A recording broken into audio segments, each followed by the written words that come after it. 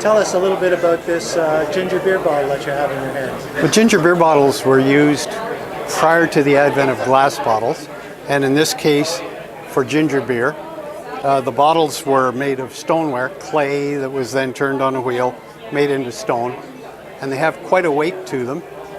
They were bottled locally, although the stoneware itself may have come from somewhere distant.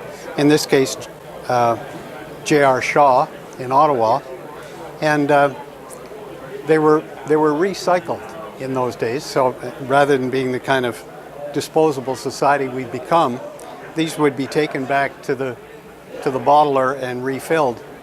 And the reason you no longer see them around, at least one of the reasons, is that you can't tell from looking at that how well it's been washed out before the recycle process. So as soon as inexpensive glass bottles came along, ginger beers more or less retired from service. So this would have been around 1880, something like that, maybe through to the early 1900s, 1910, something. And is this a rare bottle, or is this a common bottle? This one's quite rare. There were maybe 8 or 10 bottlers in Ottawa. JR Shaw was one of those. There were a couple of different logos that he used during the period, and this is the rarer of those too. So.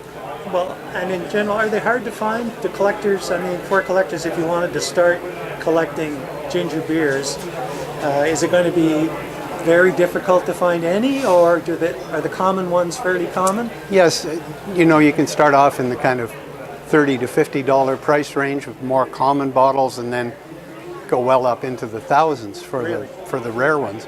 But the common bottles are available in antique stores and at antique shows and that sort of thing. And there are a number of shows around that specialize just in bottle collecting, and so you'd find ginger beers at a show like that.